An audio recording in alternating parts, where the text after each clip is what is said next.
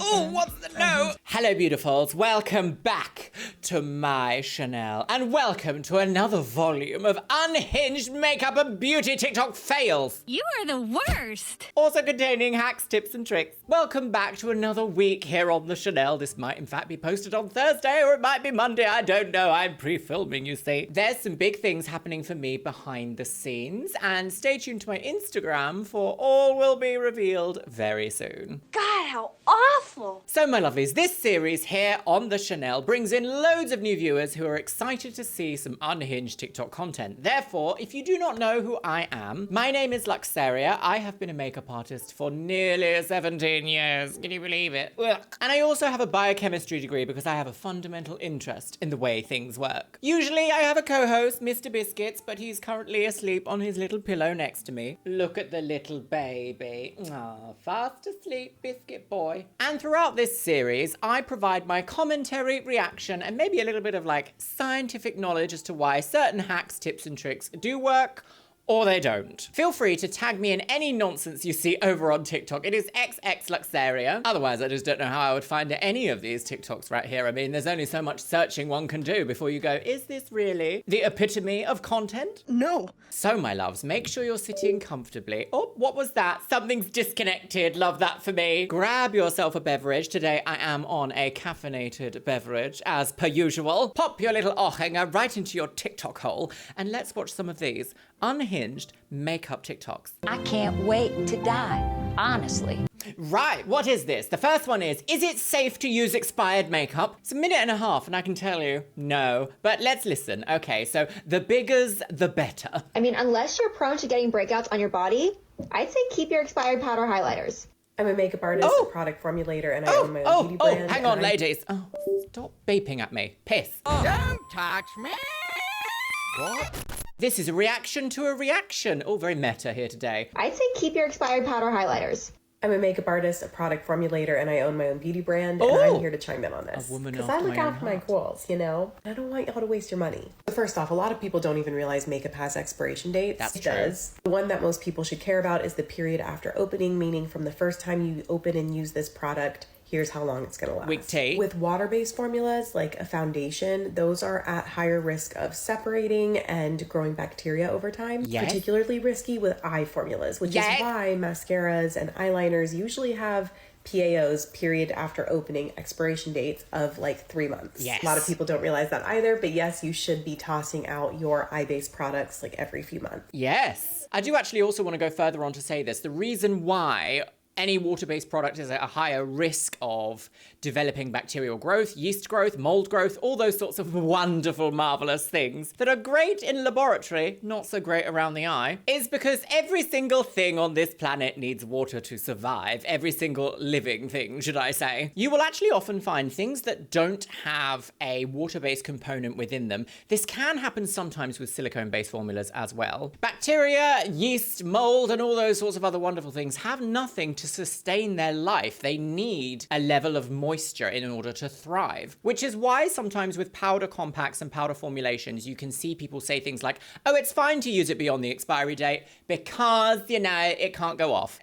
Okay, should we have some science here? Kind of true, kind of not true. When you are using a product, if you are using it on your face, let's say a powder compact highlighter like what was used here, every time you apply something to your face or your body, you are introducing your skin oils, your skin cells, your skin moisture into that product. Now, there are preservatives designed to kill any sort of bacteria on contact, and obviously we're meant to also practice hygienic sanitary methods in order to keep our products alive for the longest amount of time possible. This is where the science starts to get a little bit use at your own risk. Let's just say I have a highlighter that I love to use after the gym, and only after the gym, after I've got my sweat on, my girly pop sweat on. I apply it all over my body, get my brush absolutely saturated in sweat. Oh, that's lovely. Make sure you get all the underboob right into the armpit with highlighter. And I pop that brush back into that compact. And I do this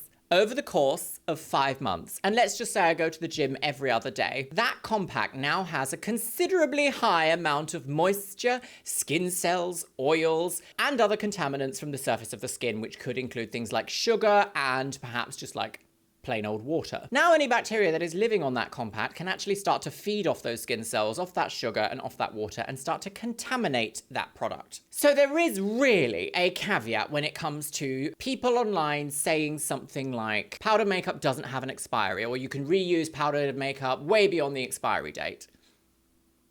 You can, but I wouldn't. I will actually say one of the interesting things about working on counter for a very specific internationally renowned brand, I was always surprised at just how long someone would have a lipstick, for example, so long that the name is worn off, the logo is worn off, the packaging is worn down. They come in, it's literally a nub, like the nastiest looking nub you've ever seen of little disgraceful particles, and they go, what shade is this? I know it's from your brand, but what shade is this? And you go, right, well, we have to excavate past the human feces in order to actually find out the shade. Oh, I'm sorry, that was discontinued 8 years ago. I am shocked and disgusted that this is happening. And it really highlighted to me how much an average consumer may not realize that makeup actually expires. It's touching your holes on your face quite a lot, every day, some might say, for some people. It is so easy to accidentally introduce bacteria into your life, bad bacteria that causes problems. So please, please, please, please, please, please, please, please, please, use at your own risk. I know it's actually quite annoying when you think, oh, this beautiful large compact of bronzer, it's meant to be lasting a year, but I've had it for 12. Do yourself a favor, my lovelies, and please do not introduce more complications into your life. Life is already much more complicated than it needs to be. I don't want that. Right, what's this next one? My goodness, this is 3 minutes by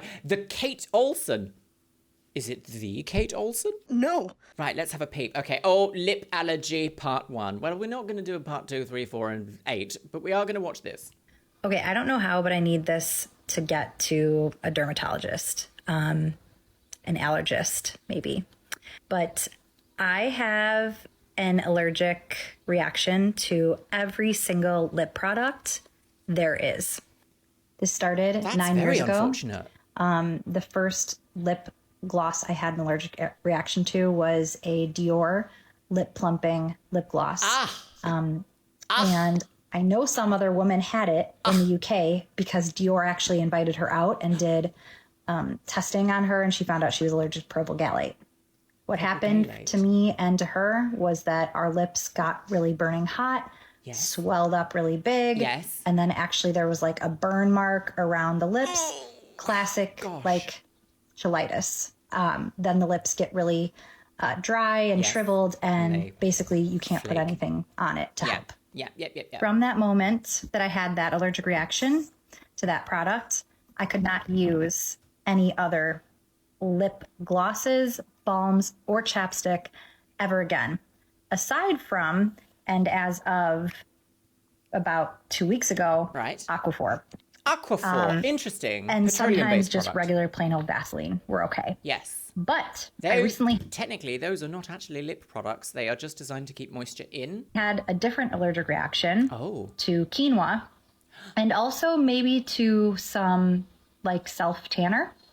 And that awakened my, or just reactivated my allergy to Aquaphor and also Vaseline. So now I'm allergic to absolutely everything that there is that could possibly go on my lips. Right, I'm going to pause her there. I'm going to actually say something here, which is very interesting, an interesting part of the way the body processes allergic reactions. There are, in fact, ingredients out there in the world, in our cosmetics, things that we come into contact with in a day-to-day life that are a special class of molecules, shall we say. Is molecules the right word? Compounds. I'm going to say compounds here. Sometimes these compounds can influence our inflammatory response in our body that causes an allergic reaction. You might find that you have an allergy to one specific type of these compounds. However, some compounds are quite, for lack of a better word, interesting and also magical. They will affect other compounds that are remotely similar to that compound. And they can also bring out an allergic reaction to those, even if you have never had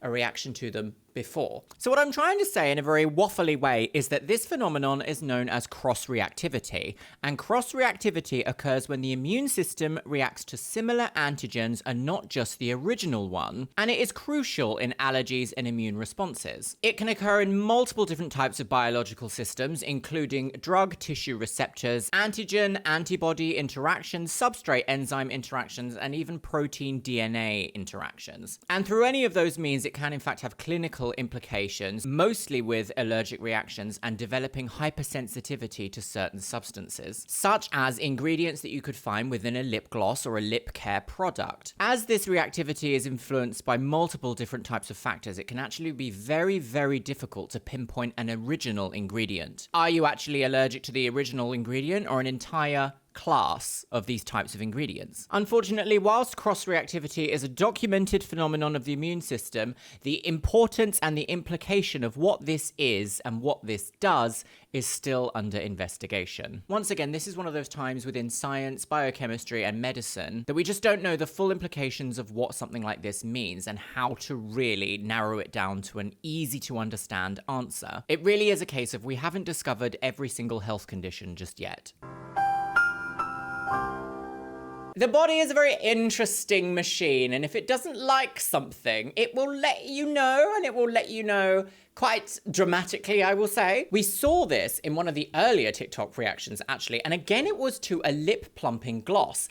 Very interesting, this one. I believe it was the two-faced one, and I'm sure I went into a lot more detail than I can quite remember right now. There does seem to be various ingredients used in these lip plumping glosses. I think they're almost like coating compounds, like synthetic coating compounds that are designed to coat the ingredient that causes a reaction to make you swell up and be gorgeous, which is in itself an allergic reaction. Be really careful with things that are designed to plump the lips because you are technically influencing an allergy reaction, an allergy response in the body. And if you keep doing this over time, it can cause other complications in the body. It is technically low-level inflammation, but it sounds like in her case, it was quite alarmingly high level of inflammation, actually. Such a level of inflammation that it has affected her ability to use any other product that is in any way, shape, or form similar. Personally, I might upset some people here, personally, I am of the opinion that I could go the rest of my life without seeing or hearing or even touching a lip gloss that's designed to pump up the lips ever again in my life. And that will still be too soon for me. So, my lovelies, I guess the last part of this little section is please be really careful with things that are designed to plump up the area through inflammation. Thank you. You don't know me. Oh, what do we have here? Okay, Jessie Lux, Jessica Vu, dry, crusty makeup. Yes, thank you, I'll take 6. If you struggle with your skin looking dry and crusty after makeup, it's Right. actually not the makeup's fault, it's your skin prep. When you don't prep your skin, the makeup will settle into fine lines, making it look dry and cracked, versus when you do, lots the of makeup goes on a lot more smooth. Right, hang on, wait. Without skin prep, with skin prep. Oh, don't know, you have got a lot more on the skin prep side. So the first step of base makeup is actually serum. You want something watery like this. Well, this is the Torrid Dive-In Serum. I don't know If about it's too that. sticky, it will make your makeup pill. So something like this type of texture will not disrupt your base makeup. Right. It's just gonna hydrate your skin more than just using your regular moisturizer would. What? Note, the serum tint is not synthetic. It's from malachite extract, which helps skin detox.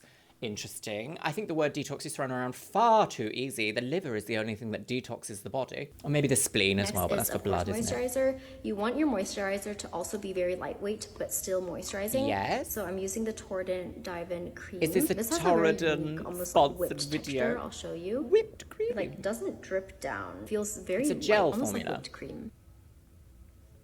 Dive in, soothing So cream. this is what the skin should look like after skin prep. There are no filters on this video, so No, you can but it still is see low my quality skin texture video. and like my pores, but there are no dry patches, which Yes. is the most important part. Yes. I'm just gonna quickly speed through my base makeup application and Boom, I will boom, show boom, you boom, boom, final boom, boom, boom, product. done. Before, after. Well, I would like another close-up, please. Okay, yes, all right, yes. Oh, sweet. Who's Nemesis reborn on BBC News? Let's go to Alton Towers. Okay, so let's talk skin prep before makeup. Do you find that you have a crusty woman on the game upon the visage? Yes! Makeup exists in a very interesting enhancement and illusion part of the universe, shall we say. Oh, it's very philosophical. Why is no one talking about the cuck tent scene? foundation. Makeup is not going to fix texture, however, it can help appear to blur it under camera conditions, under specific lighting, maybe even like at a distance around the corner. However, when you have texture that is caused specifically by makeup, you need to understand what the kind of makeup you're using is. So, for example, she used here lots of hydrating products in the first step of her makeup, which is great. You know, skin prep, you want lots of hydration, you want that real like moisture plumping feeling. That's all very good and fine. However, if you're going to be using water-based moisturizers, water-based skin prep, water-based serums, all those things, you have to then also follow up with a water-based foundation. You can also use silicone-based on top of water because it is miscible. Silicones, however, are kind of in a little bit of a class of their own, like silicone-based foundations, because they will not mix with water, but they do work alongside water. However, if you're going to have something that's a really high pigment, really high coverage, really high silicone content, I probably wouldn't use it with a water-based skin prep routine. I would probably go for something a little bit more silicone-based, just to be safe, just to be safe. Let's just say she wants to put on stage makeup after doing all of this beautiful water-based skincare. A lot of stage makeup, stick foundation, some of the heavier, older concealer formulations, especially in like pots, anything that's creamy is going to be based with oils and wax. And guess what doesn't mix together? Water and oil. And oils are also hydrophobic. They're not going to mix together nicely. They're not going to be miscible together. So they will sit on top of each other. They will cake throughout the day. They will add to texture. They will cling to textured areas that you don't want to. They will separate with the addition of your natural oils on your skin. There's so much more to skin prep than just use a hydration. Make sure you're targeting this skin issue. I don't think really any of this is kind of spoken about at like the makeup point of purchase place. If you're buying a product online, it's probably not going to say, make sure you use with a water-based moisturizer or make sure you use with blah. However, a lot of companies will get around this by saying, make sure you use it with our product, our first product, and they're usually designed to work together. So while you can use some of these tips that I've taught you right here today, my loves, to minimize skin texture, if you have textured skin and you're already using active ingredients to help minimize those textures, at the end of the day, makeup is going to look like makeup on the skin. Makeup will never 100% accurately replicate your skin, but better. And that's always something to remember, especially when you see online hyper face-tuned, hyper smooth, hyper unrealistic skin. Probably not going to be real. I'm not saying lower your expectations. I'm saying marry your expectations to a product. How dare you? Oh, we've got another one here. Okay, Patty Castillo's cakey makeup. Makeup is breaking up. Help me. My pores look crazy, girls. Why does my makeup look like this? Is there any base primer that you guys recommend? Do you see how different texture she is looks normal and all of close that, up but and I far feel away, like though? this is insane. Those are my freckles. I think I need to get this freckle looked at. But perhaps, yes. Okay. Yeah, like what primer do you guys recommend? Cause look. Yeah. Let's talk a little bit more about long wear. I feel like this lady here is asking for like, what would help my makeup sit on my skin for longer so it doesn't break down quite as quickly? I would always say oil-free formula. Oil and oil mixes together quite often and creates chaos on the skin. Oil-free long wear formulas are generally matte. Sometimes they have a slight satin finish, especially if they have a little bit of SPF in them. And the clue is in the name, really. They're going to be a lot more long wear. There is only a handful, maybe 2 products that I really swear by for what I would consider long wear, actual long wear base makeup. And they are Estee Lauder Double Wear Stay in Place SPF 10. Is it SPF 10 or SPF 15? This one here. And also the MAC Pro Long Wear in the tube, the one that's like up to 36-hour wear. If you're looking for something a little bit more drugstore, I would say the new Maybelline 36-hour wear. Is it Maybelline 36-hour, 24-hour? That really works as well. However, I even find that a little bit too drying, and I don't consider my face to be dry skin. So,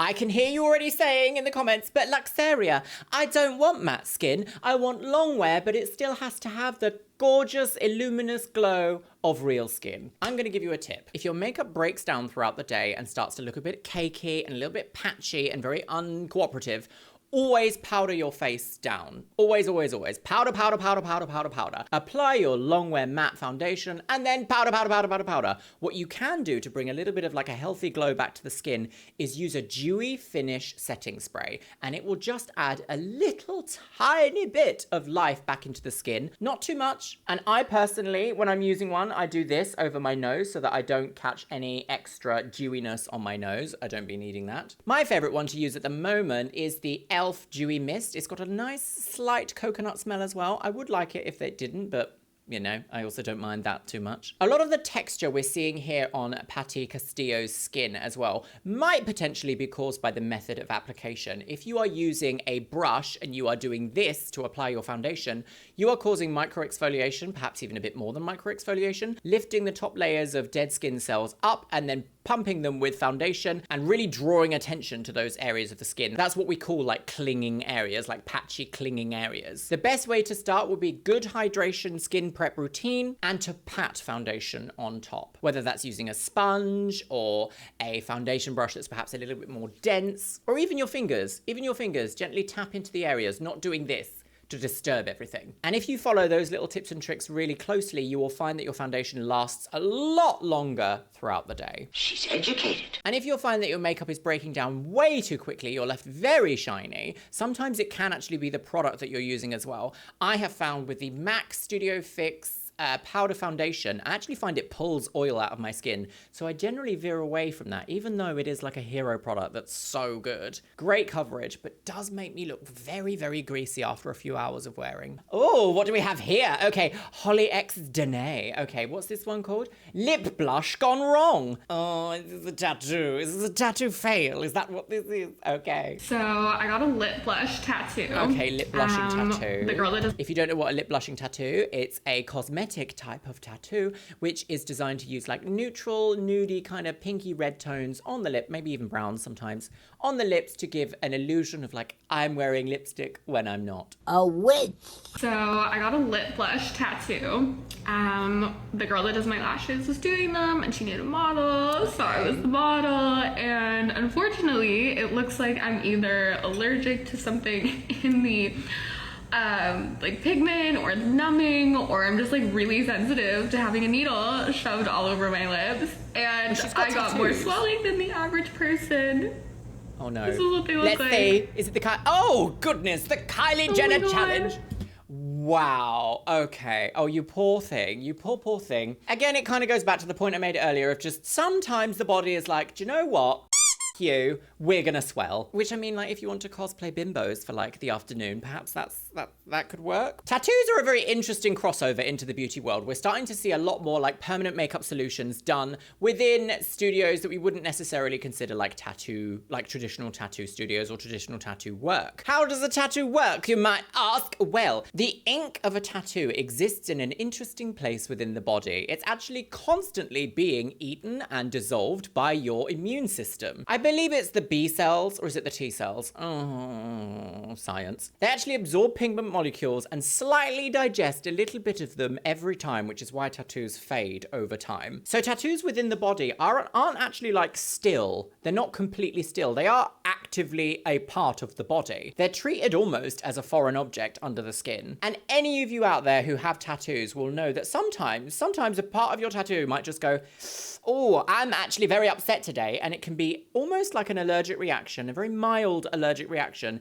to work that you've already had done years ago. When it comes to cosmetic tattoo work on the face, that is exactly the same thing. It can still happen. You are still introducing a foreign object into the body, provoking an immune response. Some people get immune responses a lot harsher than other people, and some people don't get them even in the slightest. Of course, this can come down to like the ink that they use, the specific pigments within the ink that they use, the specific additives. Again, it's one of those things of make sure you absolutely hands down trust who's going to be doing your work for you. Cosmetic tattoo work is honestly so lucrative. I would have loved to. Oh, here we got another cosmetic lip blushing gone horribly wrong, part 1. Okay, so what we're going to see now is the problems that can happen with lip blushing. Okay, let's see. Cosmetic lip blushing gone horribly wrong. my 8-year journey. This is me, Iona. These were my lips in 2016. I always used to wear this particular lipstick and decided to try cosmetic lip blushing. Nice. However, I turned out like this. It was way too dark, but I was told it would fade 80%. This is them healing their cold sores on my bottom lip. She tried to correct the top lip so it was more symmetrical. However, I was left with patchy discoloring, and even after 4 years, this is how my lips turned out 4 years on. After getting multiple opinions, I was told the ink couldn't be removed, so I attempted to get colour correction treatment at a well-known clinic. Yes. At first, I was happy with the results. Yes. I thought the symmetry was better, but within the 2 weeks, as the ink starts to fade and settle into the colour it will stay at, I turned out like this. Oh no, that's so it looks like a kid has just drawn lipstick all over their face. Not overlining. I had to overdraw my lips with lipstick for years. It slightly faded in the next 4 years, but it was still very patchy, and I was too self-conscious to ever leave the house without lipstick on. So I'd have the full matte lip, the lip liner. I would actually mix these 3 Stay Matte lipsticks together to try and create a more natural lip colour, because I was wearing this lipstick like at home with no makeup on. I wore it on my wedding day. I was like, bury me with this lipstick on, because my skeleton will be found and it would still have a full matte lip, because this lipstick does not come off. I actually cried the day this Superstay lip gloss came out. I love the Superstay vinyls. It was more hydrating. I use them myself. I literally cried. Stay tuned for part 2 on my removal journey and how things went from bad to worse. Okay, well, we're going to perhaps leave that for a next video. I want to talk about this slide here. So here she says that lip blushing is not meant to be permanent, but my technician apparently went too deep and caused scarring and trapped ink. This is something I'm seeing a lot with like semi-permanent makeup solutions. I realize that a lot of these techniques are advertised as not permanent, non-permanent options. However, if anyone here has had microblading done, has had lip blushing done, has had any amount of like cosmetic tattoo, like makeup-based tattoo work, you will know that semi-permanent or long-lasting is not the same as will fade back to zero, because quite often you are left with the tiniest amount of cast or a bit of a shadow or something. Like there's always a little bit of something left over. I myself still have some microblading left. I'm gonna have them corrected ASAP. I'm just a very busy woman, busy. Again, I do want to say that with tattooing and any work that is considered permanent, make sure that you know who you're going to. I mean, I went to like one of the best people in London for my microblading, and it just turned out very asymmetrical. And then afterwards she tried to argue with me and say it wasn't asymmetrical at all. And I was like, look, sis, you can severely see that this is asymmetrical. So I just blocked her and went like, no, stop. I do want to say, though, that when a customer comes in and says, I would like a light matte, like I want this. This is a very light lip blushing. This is so pale, so pastel. And I know there's meant to be this clause of like, oh, well, within 4 weeks, once the like scabbing is healed and the skin is healed, the ink will reduce by a brightness of blush. To then go and do something at this depth is ludicrous to me. Also severely asymmetrical at the same time. I feel so sorry for this lady. Iona Austin, is that her name? I'm so sorry that this has happened to you, my lovely. I do also think there needs to be a case of these professionals also saying, you are not an ideal candidate for this procedure. And unfortunately, when it comes to more cosmetic work, I feel like, this is just a personal opinion, but sometimes I feel like people value their wallet over telling a client that this is not necessarily going to work for you. Is that tea? Right, hello, here we have Hi Sana. Okay, what's this? Is this a microblading one? I feel like they pop up every now and then. Okay, let's watch the microblading. So this is my eyebrows in February, right before getting my first solution removal. Oh, she's having a solution removal. Amazing. A lot of my hair towards the edge of my eyebrows so that we could see the microblading better.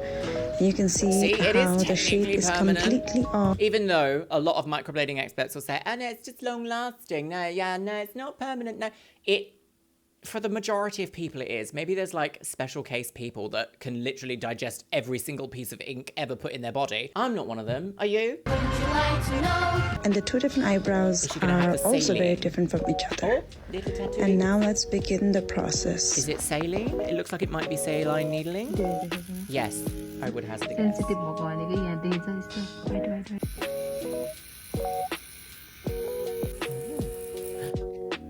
3 hours. Oh, back to square one. Oh, the ink is coming out, yes. Very good. That's what you want. Oh, poor thing. 3 weeks. Scabbing gone, but the microblading became darker. Oh, a lot lighter, a lot lighter. Oh, what was the end there? I want to see that. I want to see the end. There we go. 6 months after the first solution removal. I mean, her hair is kind of in the way, so I can't really see. But it does look a lot lighter. So there are several ways that you can have microblading removed from the face. I would say that the most go-to method that a lot of like high street permanent makeup artists practice is saline solution removal. It's where a saline solution is like followed along the exact same tattoo path in order to push the saline into the skin, and at the same time the body will then push the saline out with the ink molecules. And that is how the method fades the microblading over time. You kind of like almost sweat it out, if that makes sense. I don't know why a lot more places don't offer laser pigment removal when it comes to microblading. I have a funny feeling it might be something to do with like the sensitivity of the skin, or perhaps the fact that the eye is so close to there. I would very much love to get laser removal on mine, simply because I've had a saline solution removal. I didn't think it was that good, but I really trust laser tattoo removal, and I feel like that might be a better option. But there's obviously got to be certain reasons about like why you wouldn't laser this part of your face. So again, my lovelies, just like what I said with the lip blushing, if you're going to go for something more permanent, always consider that it is a long-term commitment, even if you want to get it removed. Absolutely not. Oh, what's this? Okay, Doll Me Up Beauty Studio Girls under eye tattoo. I've seen this before, so this is very interesting. I'm quite interested about this because I just don't know. I just don't know. I'm going to open this one up to the floor. Should we watch? Under eye tattoo. Oh, copyright music. So what is happening here is semi-permanent makeup concealer is being tattooed into the area to almost give the illusion of lighter skin. Oh, redness and swelling is normal right after 3 sessions required. Is it worth it? I mean, it does look lighter in the area. The idea of having a tattoo needle this close to my eye does make me feel like viscerally quite upset on like a molecular level. However, this is very interesting. Very interesting. I imagine it's almost like nude tone tattoos. Like nude tone. Can you even get nude tone tattoos? I guess you must be able to. Every color's available, surely. And having that injected into the skin as an artificial pigment is fascinating to me.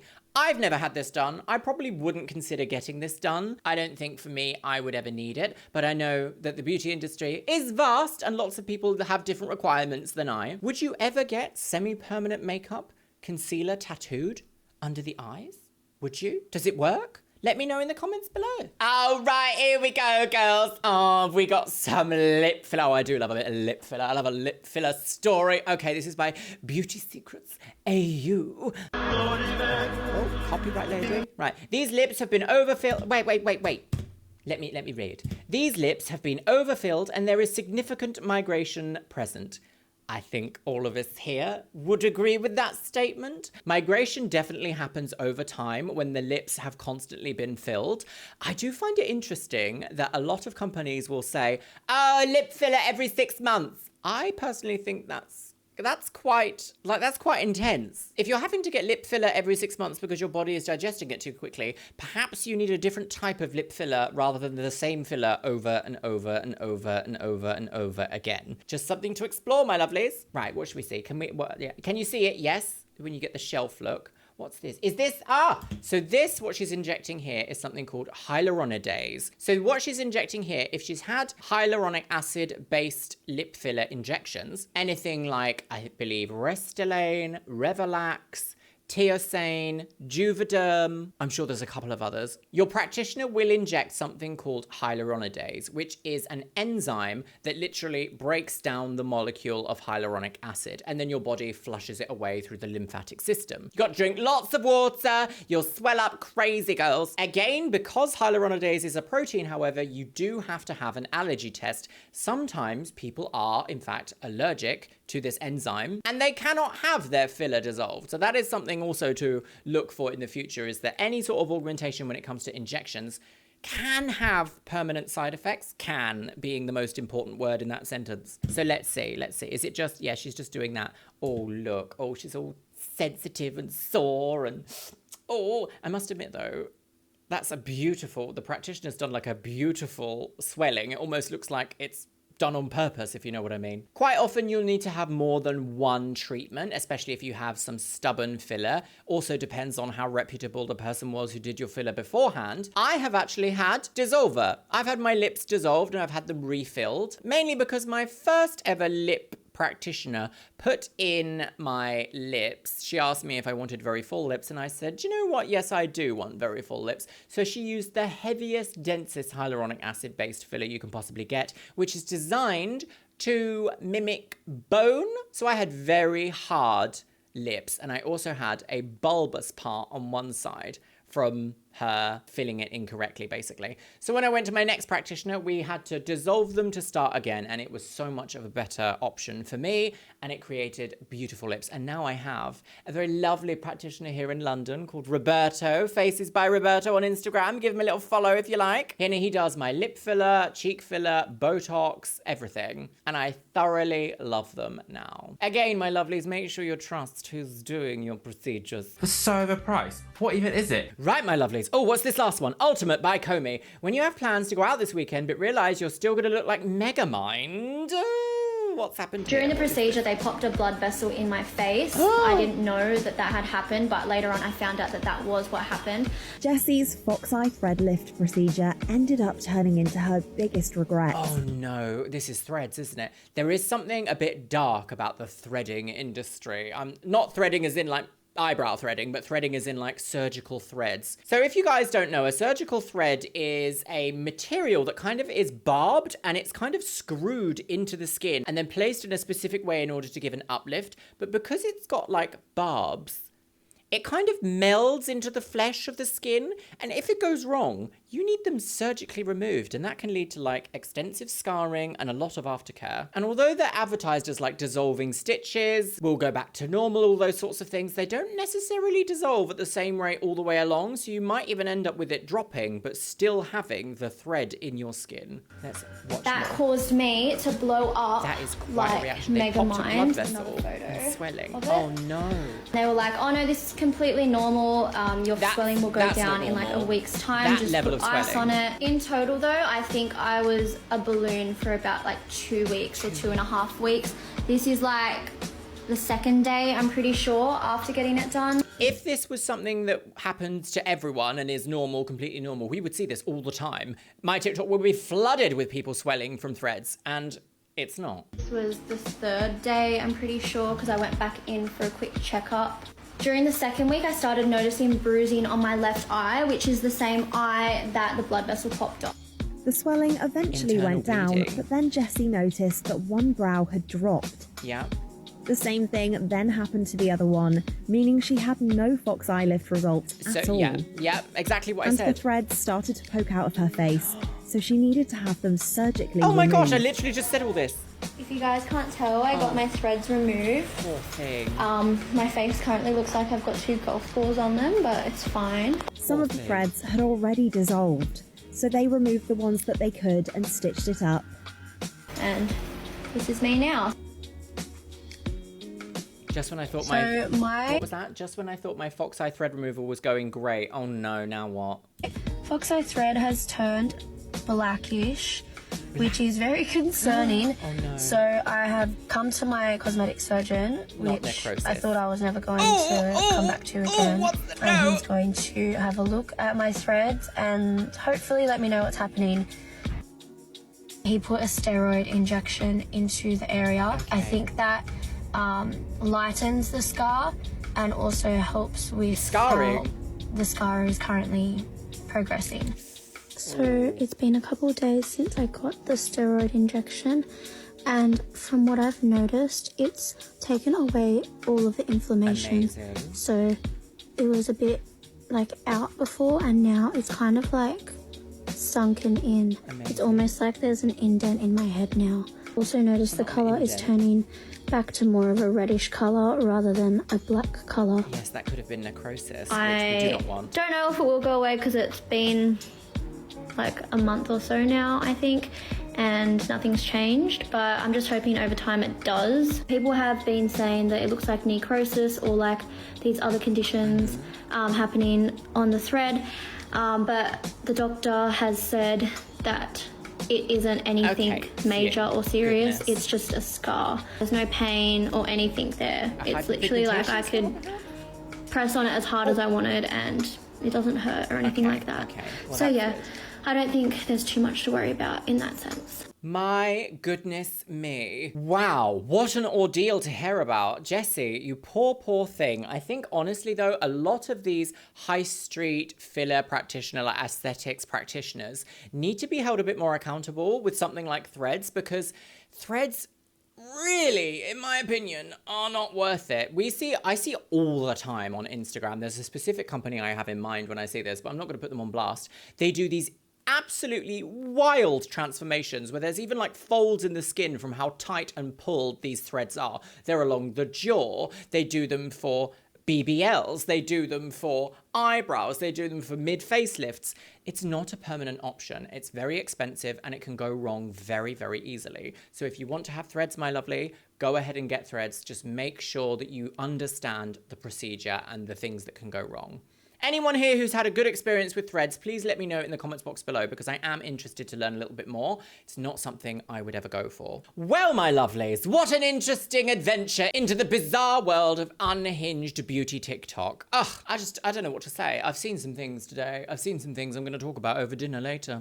Can you imagine? Once again, if you see anything untoward on TikTok, make sure you tag me in it. It is Luxeria. And with that, my loves, it's time for the Patreons. You can see yourself scrolling past on the screen right here. Yes, you can. Today's Instagram shout out goes to Whitby Doodah. Thank you so much for following me over on Instagram, you stunning woman or little dog on the go. If you want to be in with a chance of being featured in my next video's Instagram shout out, make sure you follow me on Instagram. It is Luxeria.